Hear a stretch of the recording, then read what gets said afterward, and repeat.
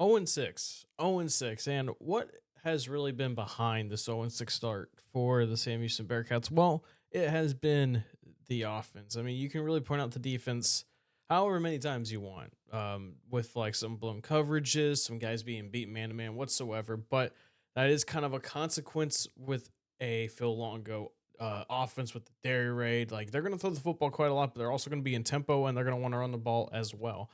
And even with things even when things are going as intended as they should be, the defense is going to give up points. And that's fine. You're not going to shut out everybody. You're not going to give up less than two scores. It is what it is at the end of the day. But the defense has not been helped out. The defense has actually been doing its job when it's asked to. It's been constantly being put in bad spots and being out on the field much quicker after getting a stop because the offense just couldn't get things going. Well, we saw it against New Mexico State where the offense was putting together a few drives that just seemed like were being sustained. However, they would just not go anywhere due to mistakes, turnovers whatsoever, missed assignments that just blow plays up. But last week against Jack State, something happened. The offense all of a sudden started clicking. Hunter Watson was making good decisions. The offensive line stepped up. The wide receivers were making plays. And the running room was getting going. And an X emerged, which we'll get to that in a moment. For the meantime, it seems like an X has emerged. But today, I want to go through real quick just some plays from last week to get you ready for the night.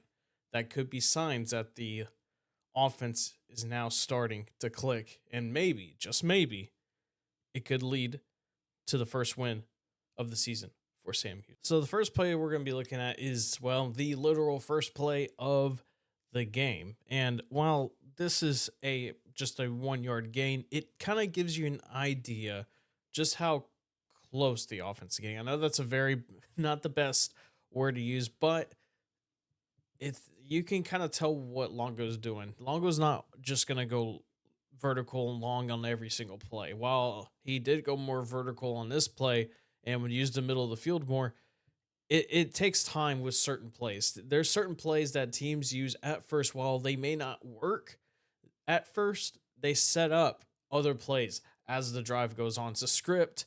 Of course, most play callers go with a script, and honestly, that's what I kind of prefer is like, hey, this is the plan we're going to roll out with no matter what. This is what we're going to do, and we're going to roll. We'll adjust if we need to, but this is what we're going to do. It's really, of course, based a lot on field position for the offense. But here's the first play of the game. Just play it real quick. Two receivers left, two receivers right. McCaskill in the backfield with Watson. Phillips motions. Fake the handoff. Cameraman gets fooled. Watson throws to Phillips, and he gets stuffed. And it's not what you want to start out with, but the only reason why this play gets blown up and why it does not go for many more yards, just to keep an eye out on Austin Smith right here in the slot spot on the far side. His assignment is simple. It is just to go block this guy or whoever. You're gonna have, I believe that's Chris Reed. Yeah, it's Chris Reed up there who's going to get his guy as well. But you're gonna watch Austin Smith right here, and just he needs to make this block, and he doesn't. Just watch him. Just misses him, and that causes the tackle on Malik Phillips. As you can see right up here, just misses him. Phillips gets there, but if he does hold on to this block, Phillips has a lot of space to work with up here. And with his speed, he can get an easy 5 yards or maybe even further, because Reed has his guy marked right here. And the only guy that, if Smith has the block, that has a chance is number 1 right here for Jack State, one of their linebackers. But with Smith not completing his assignment, which is to block this guy, it unfortunately results in a 1 yard gain, and it doesn't allow Phillips to get more vertical to gain some yards. But with that design, you see, though, what Phil Longo is trying to do here, and it just unfortunately didn't work out. All right, next play. This is the long run by Watson that began that second offensive scoring drive. Yeah. So this right here is where Watson is dangerous, and they've been calling these zone reads or read options, whatever you want to call it, quite a lot. I don't think this isn't an RPO. Seeing how everyone else reacts, um, or what they do on the outside with the wide receivers. Just gonna go ahead and let this play, but it's a fantastic read right here by Hunter Watson with Coco Brown in the backfield. Three receivers on the right side that includes a tight end, and boom, Watson's gone. Gains, I believe, like 38 yards on this one, if I'm not mistaken. But yeah, just absolutely beautiful run. Good swing out there by Ecker to make it more convincing. Everyone just has an assignment. But I know he's been getting a lot of criticism, but Eckert did have a much better game. The left tackle, you're gonna see him just do a nice simple swing. Everyone's gonna, hey, he got this guy, you got this guy, you got this guy, got this guy, and Watson's gonna be reading, of course, this guy right here. I'm gonna let it play out real quick. Gonna stop it right about and that's interesting. The chest tap. I don't know if it's. I think it's a signal like saying hey, it's man to man. But it's a very interesting tap. But I'm gonna go ahead and play it. Boom. Let me get rid of all this crap off my screen. Look at that. I'll just go ahead and just mark it. Targeted, or rather just blocked. Blocked. O'Neal's got the guy right here, and a fantastic block out on the outside on the edge by Tim Burns Jr. And look, Watson sees it. 7 right here. Where we do that 7 right here. Makes a huge mistake. He commits. His body is committing to trying to stop the running back. But Watson makes a fantastic read and takes it himself. Look at everybody. Look at everybody. Look at everybody. They are on somebody. And Coco Brown could have definitely get tackled in the backfield. 7 was on him, but of course Brown was not running full speed. I mean, if Brown was running full speed, if he had the football, I think he breaks off for 3 or 4 yards. Just seeing how everyone has it blocked. But again, just great read by Watson. Great job. I mean, a fantastic job on the outside on the 30 by Tim Burns Jr. up top. Great posture, great technique. It is nice having slot guys that can block, and it allows Watson to break off for a huge gain to really set up this drive for what's to come. All right, next play. Same, really, I mean, not really the same thing, but same concept. This time I want y'all to be focused on the offensive line when it comes to this. This is just another good display of how the offensive lines really stepped up, especially after that first quarter. See, Watson snap, and just Coco Brown having a nice breakout season, big run. Gets the first down, 13-yard or so gain for him. And he's really stepping out. Just great blocking once again by the wide receivers. Quavez Humphreys, a good block. O'Neal with a decent block on his end. Can't really see it off screen, but he did a good job. Boom. What a hit, though, by Luke Eckert. Let's go back and just watch what happens here. I want y'all to keep an eye on Eckert once again. Eckert, the left tackle, is once again going to roll out and lay out a nice hit to open up this B gap right here. And then you're gonna have Larson as well, who y'all are gonna watch make a nice little chip on this guy right here and move up to the second level at the same time. So I want y'all to watch the O-line more closely this time. I got y'all on this one. Whoops, made a little mistake there. Here we go, right here. Boom, what a hit.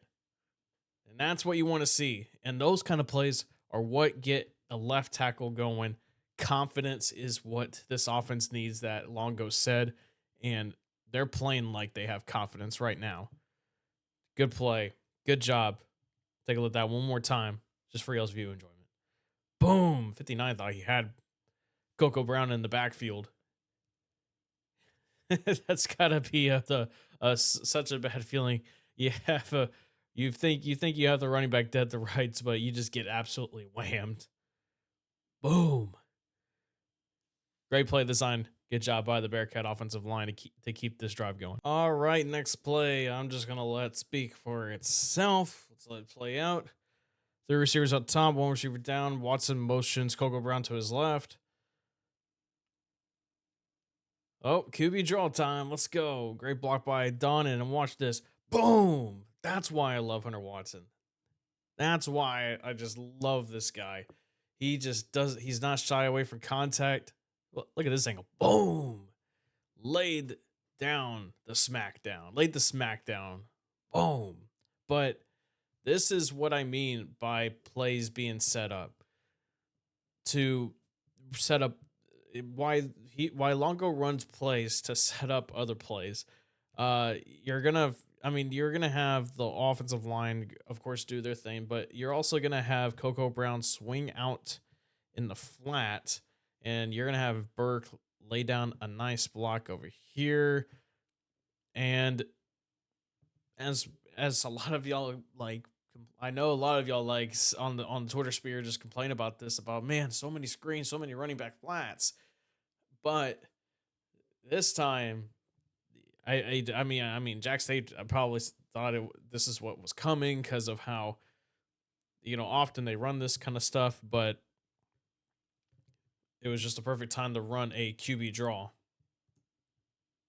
Look at 55. He abandons his post, which it's man to man, so I'm sure that running back's his man. So I'm not going to say it's abandoned post, but all this man to man. I mean, Longo went up against this man to man. I mean, Jack State ran a lot of man to man last night. That night rather, and they were just getting kind of tore up a little bit when they were running man to man. So Longo ran a lot of man to man beaters, and if this was a design pass to Coco Brown, which is on the outside, he has some space to work with, but offensive line has everybody locked down to give Hunter some space to run in with the A gaps. And then you're gonna see James Dawn on this play make a nice little small thing. He's gonna chip this guy right here, number 71, a center. Then once he gets off of him, he's gonna move up and get this guy right here, which allows Hunter Watson to get that extra bit of room. Just a nice play, and of course, Hunter's got to lay down the truck stick and gain a couple of extra yards. Let's watch that hit one more time from this angle. Boom. Gotta love it. Gotta love it. And of course, we all know what happens in the next play. Play action. Watson finds Humphreys in the end zone, and Humphreys gets in the end zone for the first time in over a year. And good for him. Good for him. He's slowly improving. He's getting a bit better. Keep trying, and it would be pretty big for Quavez Humphreys to get back to his early 2024 form when he first got healthy. Keep watching that. Just a nice easy pass, nothing too crazy. So it's really a simple play. I'm gonna let it play out one more time just so everyone gets one last look, and I need one last look right here as well. So okay, so what's gonna happen here is you're gonna have Burke run. Actually, what does Burns do on this? What does Tim Burns Jr.? Oh, okay, that's right. Okay, I wanted to make sure I had this right. So I think this is just a simple, drag mesh concept, because you're gonna have Burns run all the way out here, and then you're also gonna have your tight end and Dylan Burke lay down a block, and then he's gonna then roll out in like a kind of like a bubble screen ash kind of deal. Just like, hey, I'm out here if you need me. But then you're gonna have Grady O'Neal run through this part of the defense. Just and there's a good reason why. And then you're gonna have Quavez run a bit underneath him as well. It's quite a simple man to man beater. It's a good man to man beater because because you're relying on athletes, you're relying on your receivers, and you got fast ones, and you got a good one right here in Quavez Humphreys. So we're gonna clear it. Remember these paths. Watch one more time just to give you an idea.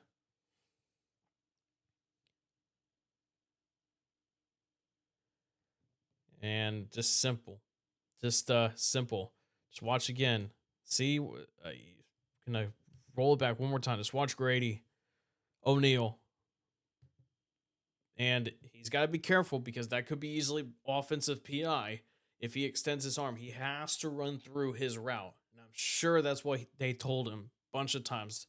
Do not extend your arms, run through your route, because if you do extend your arms, it's going to be known. It's going to be a pick, and or like an offensive pick. Like this is a pick design, but if Grady doesn't extend his arms and just keeps running through, they're not going to call OPI. But if he does, they are going to call OPI. And that right there, that simple move, doing the small things right, is what allows Quavez to get some space. As simple as that, folks. It's as simple as that. Here's another really simple play on a 3rd and 1. This was in the middle of the second, not the second, the third offensive scoring drive for the Bearcats. It's just simple, like okay, it's a simple 3rd and 1, but I just want you to once again watch the small things that happened. This is a simple RPO, all receivers running up the field on on go routes just to take. I think. Well, actually, check that.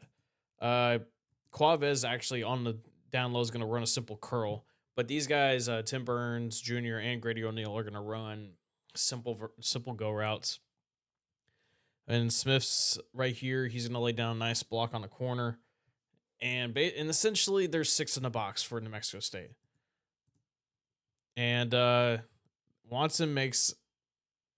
I mean, he could have honestly.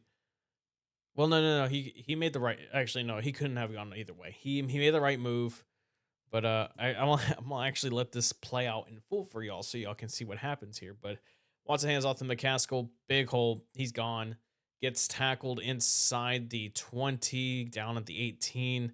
A nice gain of like 33 yards, 34 yards, something like that. Just 2 huge runs.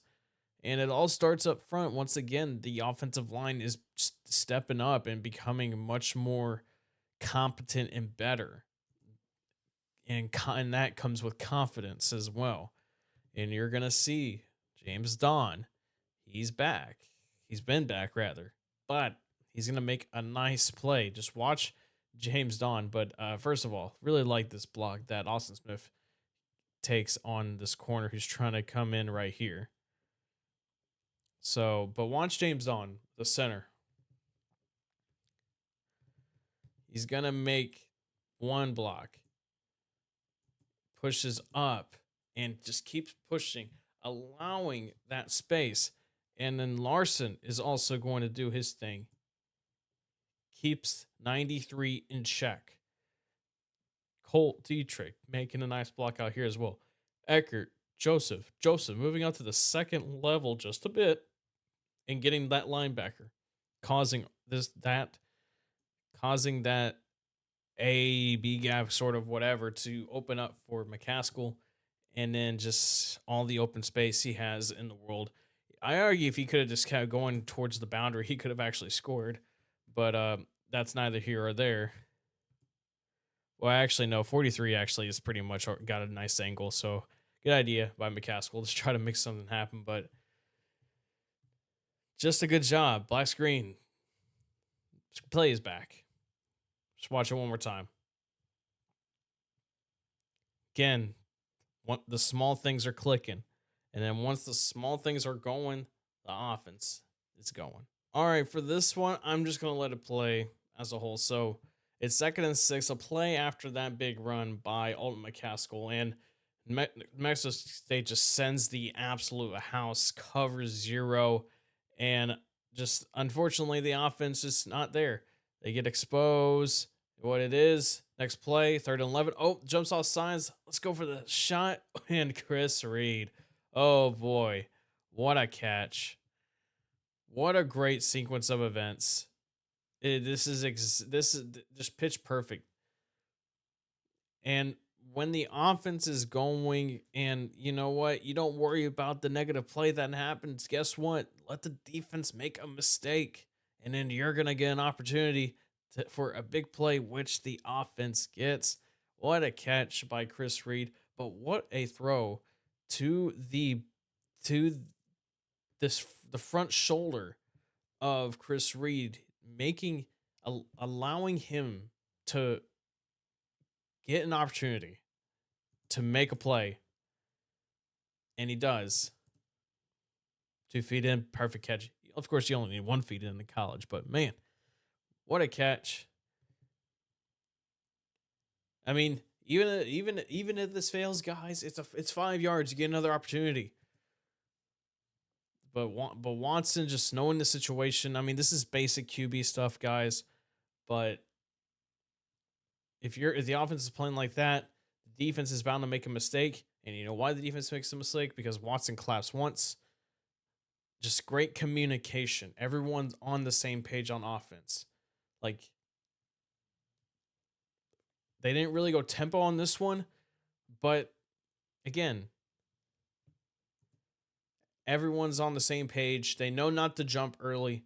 The clap, and it's a delayed snap, which makes 40. I believe it's just 44 that jumps so early.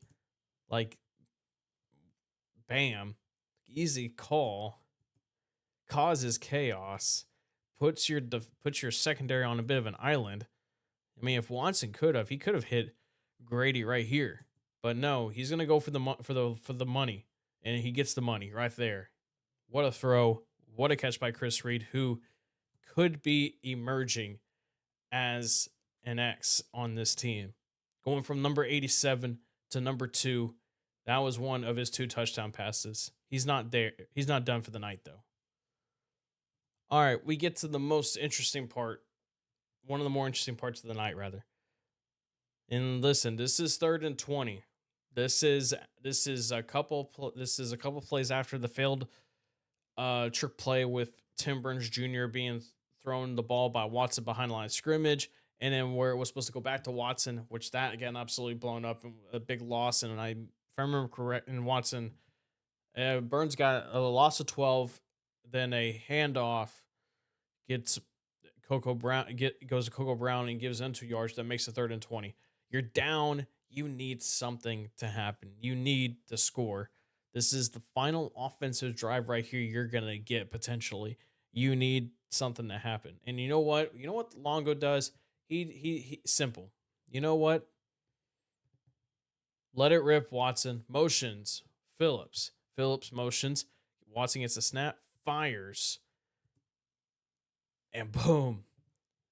What a throw. What a gutsy call by Phil Longo. This is really all or nothing right here.